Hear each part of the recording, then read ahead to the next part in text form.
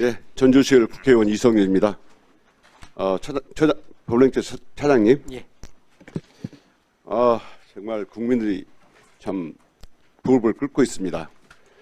윤석열 내란 수계에 대해서는 우리 지기현 재판부가 온갖 특혜를 주고 있잖아요. 지하통로 출입하게 하고, 그리고 비공개로 하고, 그리고 피고인 자석이 아니고 중간에 앉히게 하고, 이런 특혜를 주는 바람에 국민들이 정말 부글부글 끓고 있습니다.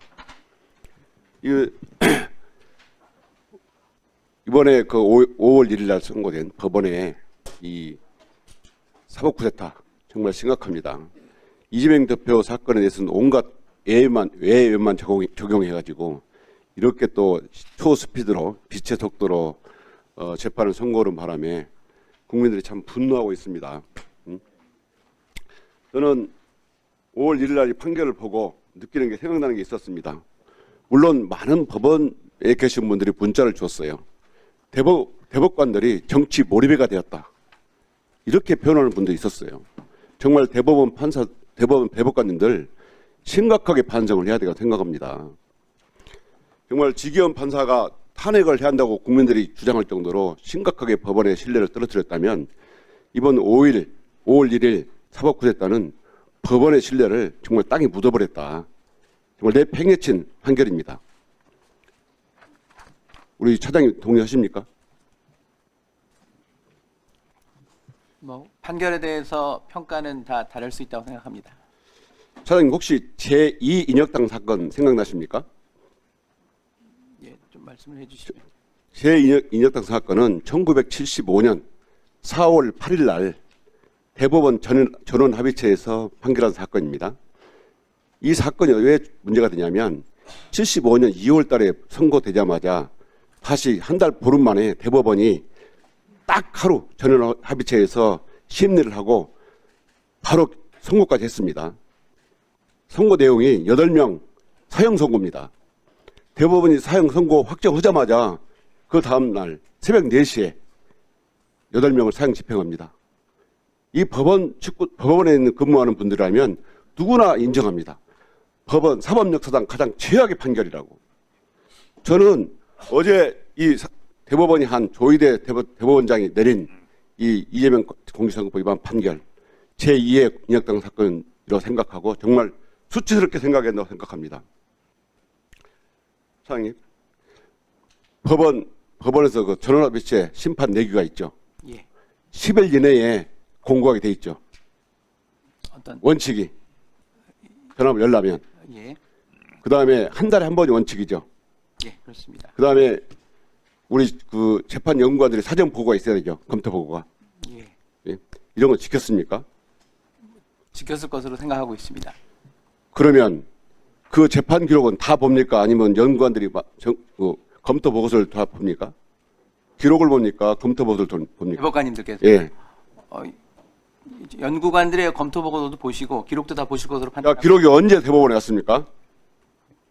그 상고 기록 접수가 된 때가 저희가 3월 28일이었고요. 예. 예, 그때서부터 지금 그 종이 기록에 대해서는 저희가 형사 사건에 있어서 전자 사본화를 취하고 있기 때문에 사본화 조치를 취해서 바로 기록을 보실 수 있습니다. 7만 쪽이 된다고 그러는데 이 7만 쪽을 읽으려면 며칠 걸리는지 아십니까? 한 사람이 8시간씩 읽어도 100일이 넘게 걸려요. 이 기록을 다 읽으셨다고요? 공보자료 보니까 공판 기록을 기초로 했다고 돼 있어요. 저는 이 기록 안 읽었다고 봐요. 사람이면 이 한 달 만에 다 기록 파악하고 그다음에 전압에 넘긴 지 9일 만에 판단할 수가 없는 거예요. 자, 왜 이재명 공직선거법 위반 사건은 전압에 넘겼습니까? 이 내규에 의하면 뭡니까? 사회적으로 중요한 사건이라서 그런 겁니까? 그럼 저도 대법원에서 사건이 있습니다. 2년째 재판 않고 있어요. 소부에 있습니다. 이러면 국민들이 모두 우리 사건도 전압에 넘겨서 해달라고 그러면 어떻게 하실 겁니까? 제 사건도 제 관련된 검사들이 많이 있습니다. 그 사람들이 판결을 기다리고 있어요. 이렇게 재판을 자의적으로 하니까 국민들이 비판을 받는 겁니다. 이거는 대법원이 작심하고 선거에 개입한 것이고요.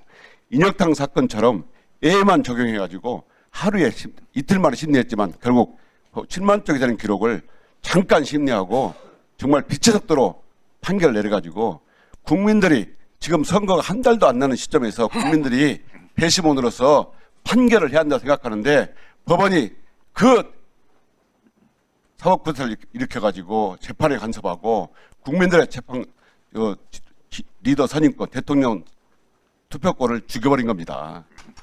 이건 제2의 인혁당 사건보다 더 심각한 것입니다. 인혁당 사건은 유신 독재 권력에 굴복한 것이지만 이건 법원이 자원해서 한 거예요.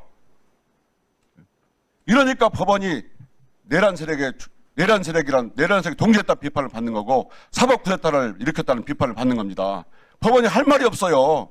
오죽하면 내부에서조차 저한테 부끄럽다는 얘기를 하는 겁니다.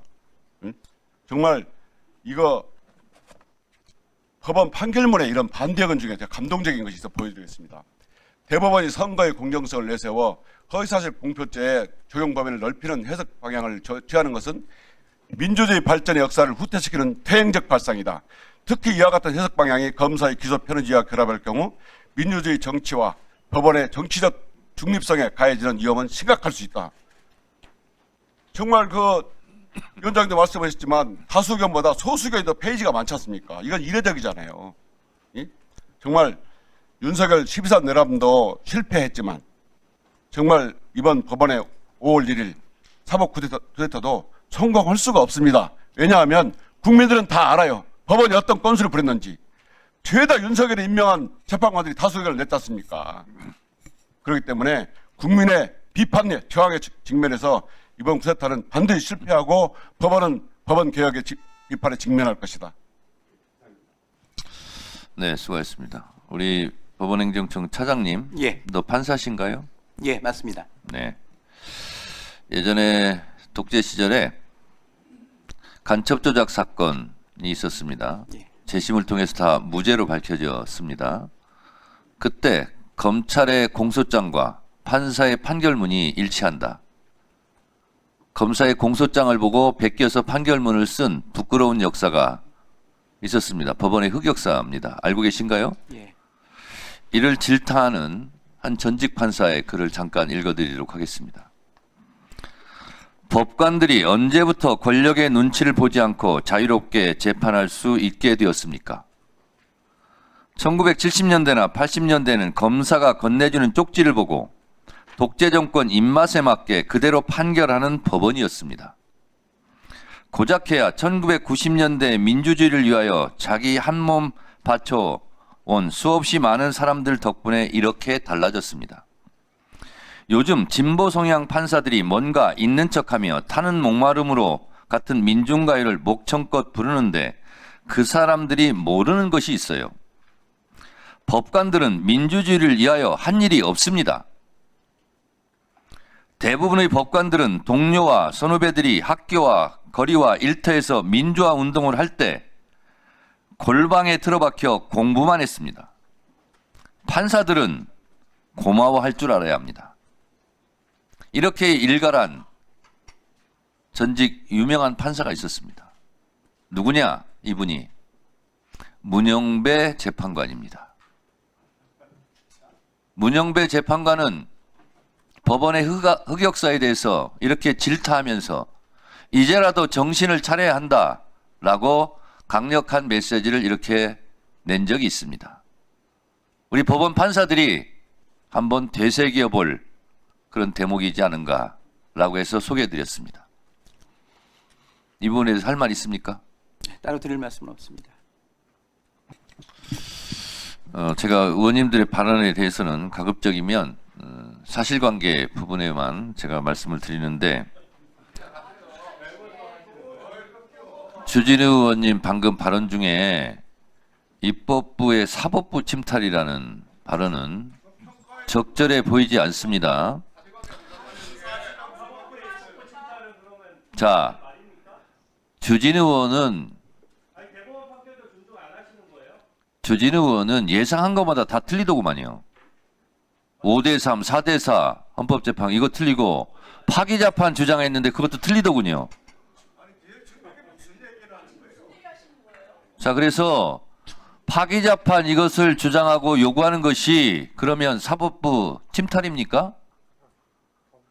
각자 주장을 할 수 있는 거지만 이건 같은 입법부에서 일원으로서 사법부에 침탈한다는 표현은 적절해 보이지 않아요. 지금 헌법은 국회 해산권을 없애고 국정감사를 부활시켰어요. 국회의원들이 위원회에서 발언하는 것은 어떤 것도 할 수 있어요. 주진우 의원이 파기자판이라는 말로 사법부에 압력을 넣는 것에 대해서 할 수 있어요. 민주당도 사법부의 어제 판결에 대해서 이런저런 주장을 할 수 있는 거예요. 근데 그것을 입법부의 사법부에 대한 침탈이다 이런 표현은 적절하지 않다. 곽규택 의원 반말하지 마시고. 자, 적절해 보이지 않습니다. 그 단어는. 제가 국회법도 다 살펴보고 했는데 딴 얘기는 더 이상 안 하겠습니다. 근데 그런 용어는 좀 자제해 주시기 바랍니다. 박균택 의원님. 우리 행정처 차장님, 예. 우리 차장님 자체야 훌륭한 분이지만 대법원을 대신해서 나왔으니 진솔한 솔직한 질문을 내가 안 할 수가 없군요. 예. 예. 어제 대법원의 판결을 두고 일부는 이재명 후보의 사법 리스크라고 표현하는 분들이 있습니다만은 제가 보기에는 대법원에 의한 사법 쿠데타다. 저는 그렇게 규정을 짓습니다. 한번 짚어보겠습니다. 이재명 후보 그 고법 사건 판결된 후에 상고가 검찰에 의해서 이루어졌을 때 그 기록이 하루 만에 대법원에 송부된 것 아십니까? 예, 알고 있습니다. 보통 10일, 20일씩 걸리죠. 기록을 정지하는 데 시간이 걸리기 때문에. 지금 저희 예규에 따르면은요. 공선법 사건의 경우에 있어서는 3일 이내에 송부하도록 하는 예규 규정이 있습니다. 그렇지만 그게 잘 안 지켜지고 있는 게 현실 아닙니까? 어떻게 하루 만에 이게 기록이 송부될 수 있었는지 이건 누구의 지시였을까요? 따로 지시 같은 건 없었다고 알아서 그냥 고법에서 그렇게 빨리 갖다 바친 겁니까? 그렇게 알고 있습니다. 사건 기록이 몇 페이지인지 알고 계십니까? 어떤 분들은 6만 페이지라고 하고 어떤 분은 7만 페이지라고 하던데요. 페이지까지는 모르십니까? 공판 기록이 25,000페이지 정도 되고 증거 기록이 어느 정도인지는 정확히 알 수는 없습니다. 그래서 뭐 6만 페이지, 7만 페이지 설이 나오는 것 같습니다. 수사 기록은 더 많을 테니까요. 천합체 회부된 지 9일 만에 판결이 이루어졌지만 실제는 그 4월 24일 날 천합체 그 심리 때 합의가 이루어졌기 때문에 회부된 지 이틀 만에 사실상 결정이 이루어진 것 아닙니까? 과연 천합체 참여하는 대법관 12분이 그 사건 기록을 읽었을까요? 이틀 만에 6, 7만 페이지에 이르는 기록을 읽었다고 대법관님들이 주장한다면 그거야말로 심각한 허위사실 공표 아닙니까? 어떻게 그런 판결이 있을까요? 메꾸라방이라는 표현 아십니까? 우리가 맹판, 눈 감고 판단한다는 의미의 맹판을 일본말로 표현하던 과거에 그 표현 들으신 적 있으셨죠? 그러니까 내용을 읽지도 않고 무턱대고 사건을 대충 처리해버리는 법률가들을 과거에 비판할 때 메꾸라방으로 사건을 처리한다 이런 표현을 썼는데 이번 내용을 보면은 저는 대법원장님이 특정 연구관에게 판결문을 써오게 하고 대법관님들한테 서명 날인을 시킨 사건이라고 저는 그렇게 봅니다. 그 근거가 이틀 만에 그런 결정이 나올 수가 없고 다수 의견을 보니까 판결문이 1심 판결문을 거의 그대로 복사에다가 붙인 복붙이라는 표현이 타당할 것 같은데 그렇게 작성된 걸 보면 저는 이게 그런 대표적인 메꾸라방 사건이 아닌가 그 생각이 듭니다. 어떻게 해서 21세기 대법원에서 그런 일이 일어날 수가 있는 것입니까? 이것은 대법원장님이나 보수 대법관 몇 분이 민주진영의 대선 후보를 상대로 엉터리 설계도를 만들고 그 설계도에 맞춰서 이틀 만에 날림 공사를 해버렸던 이런 잘못된 사건이 아닐까 저는 그 생각을 해봅니다. 저 화면 좀 띄워주시겠습니까? 저게 전두환의 요구로 최규하 대통령이 억지 서명을 할 때 정승화 육참총장 잡아들이는 저 재가문서에 서명을 할 때 오른쪽에 시간까지 기재를 했습니다. 사전 본인이 동의한 문서가 아니라는 것을 분명히 나타나기 위해서. 근데 군부가 저것을 오른쪽에 있는 시간을 지웠는데 원본에 의하면은 새벽 5시 10분에 그 다음날 서명한 걸로 기록이 분명히 되어 있다고 합니다. 이웅구 대법관, 오경미 대법관 두 분이 49페이지에 걸쳐서 거의 절규하는 심정으로 다수 의견을 비판하는 내용을 써놨던데 요약한 부분 한번 발췌해서 보겠습니다. 화면 좀 띄워주십시오. 저 보십시오. 유례가 없는 짧은 기간에 국민의 시선 속에 비치는 법원의 공정성, 심리의 충실성에 대해서는 그 신뢰가 어떻게 되겠느냐. 대법관들 상호간의 설득과 숙고의 성숙기간도 거치지 않은 결론. 이것은 외관상 공정성에 대한 시비도 문제지만 결론에 있어서도 국민을 납득시키는 데 실패할 것이다라고 썼습니다. 오죽하면 저런 표현을 썼을까요? 다음 페이지 한번 보여줘 보십시오.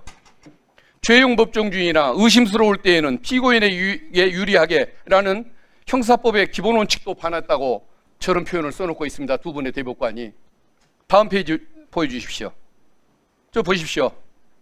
그동안 대법원이 절제해왔던 그 관행을 어기고 사법의 정치와 정치의 사법화를 추구했다라는 취지로 이제 비판하지 않습니까? 이럴 수가 있는 것입니까? 어떻게 생각하십니까? 저 의견 보시고 우리 차장님. 예, 좀 전에 말씀드린 것처럼 다수 의견과 소수 의견 모두 존중돼야 된다고 생각합니다. 저는 이 사건은 이재명 후보의 사법 리스크가 아니라 대법원의 사법 쿠데타라고 보는 것입니다. 이건 이승만 대통령의 정적, 조봉암 선생을 대법원이 사형 판결을 해서 사법살인을 저지른 이후에 대법원에 의한 최대 대선 개입 사건이라고 저는 이것을 규정짓고 싶은 것입니다. 국민들이 대통령을 뽑는 것이죠. 검사나 판사가 뽑는 건 아니지 않습니까? 그런데 검사나 판사가 대통령을 뽑고자 한다고 한다면 이것은 민주국가의 기본 원리, 국민 주권주의의 원리를 침탈하는 태도 아니겠습니까? 어제 이 판결을 보고서 대법원이 유죄라고 이렇게 인정을 했으니까 이재명 후보에 대한 지지를 거둬야겠다라는 견해가 있을 수도 있지만 오히려 우리 국민이 갖는 그 주인의 권리를 소수의 법조 귀족들이 뺏어가려고 한다는 이런 국민 주권에 대한 침탈, 국민 주권주의의 원리, 이것을 침탈하는 현상에 대해서 분노한 시민들이 오히려 민주진영 후보에게 표를 찍고 그런 내란 세력들, 사법 쿠데타 세력들을 심판하려는 더 열정이 커질 거라는 저는 생각을 하거든요. 어제 저는 대법원은 중대한 실수를 했다고, 흑역사를 남겼다고 생각을 합니다. 의견 있으면 말씀해 주십시오. 따로 없습니다.